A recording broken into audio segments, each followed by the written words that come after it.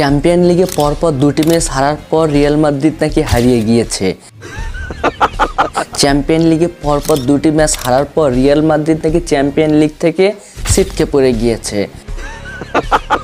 এরকম সব অযৌক্তিক কথা শুনতে শুনতে মাথা ব্যথা হয়ে গিয়েছিল রিয়াল মাদ্রিদ ফ্যানদের, যেটা আজকের ম্যাচে প্রমাণ করে দিল রিয়াল মাদ্রিদ কখনো হারিয়ে যায় না। রিয়াল মাদ্রিদ মানে ইউসিএল, আর ইউসিএল মানে রিয়াল মাদ্রিদ। এটাই রিয়াল মাদ্রিদ ফ্যানের স্লোগান। সঠিক বলেছেন। হাজারো সমালোচনার মুখ থেকে যখন রিয়াল মাদ্রিদ ফিরে আসে, কামব্যাক করে এবং ভালো খেলে, তখন একজন রিয়াল মাদ্রিদ ফ্যানই জানে তার কতটা ভালো লাগে। নিঃসন্দেহে তুই ঠিক কথা বলেছিস। সাথে নিজের পছন্দের প্লেয়ার যদি সেই ম্যাচটিতে গোল করে এবং পুরো ম্যাচ দাপিয়ে বেড়ায়, তখন আনন্দের সীমা ছাড়িয়ে যায়। সঠিক বলেছেন। আটালান্টাকে 3-2 গোলে হারিয়ে সমালোচকদের মুখে উচিত জবাব ছুড়ে মেরেছে রিয়াল মাদ্রিদ।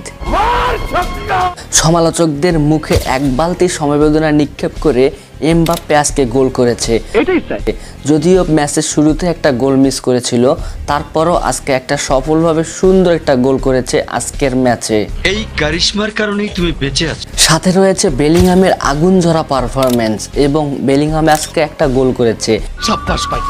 এই বেলিংহাম ছেলেটি একের পর এক গোল করে যাচ্ছে, প্রতিটি ম্যাচে এখন সে গোল করে যাচ্ছে এবং রেগুলার ভালো পারফরমেন্সের মাধ্যমে দলকে এগিয়ে নিয়ে যাওয়ার চেষ্টা করছে, যেটা রিয়াল মাদ্রিদ ফ্যান হিসেবে একটা আনন্দের ব্যাপার। সঠিক বলেছেন। ভিনিসিয়াস ইনজুরি থেকে ফিরে এসে একটা গোল করেছে এবং গোলটা ছিল একদম অসাধারণ, চোখে লাগার মতো একটা গোল। ঠিক আছে। আর এভাবেই এমবাপ্পে, বেলিংহাম এবং ভিনিসিয়াসের গোলের মাধ্যমে সমালোচকদের মুখে উচিত জবাব ছুড়ে মেরেছে রিয়াল মাদ্রিদ।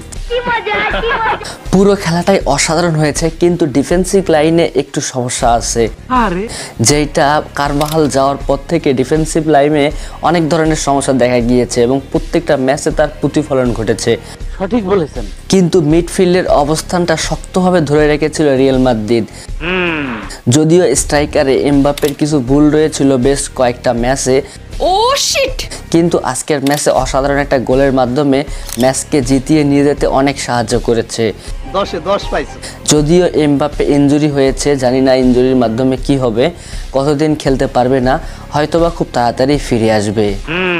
যাই হোক, ওভারঅল ম্যাচটা অনেক সুন্দরভাবে এনজয় করেছে রিয়াল মাদ্রিদ ফ্যানরা। আশা করি প্রত্যেকটা ম্যাচ এভাবে এনজয় করবে রিয়াল মাদ্রিদ ফ্যানরা। তো যাই হোক, আজকের মতো এই পর্যন্তই। সবাই ভালো থাকবেন, সুস্থ থাকবেন। আল্লাহ হাফেজ।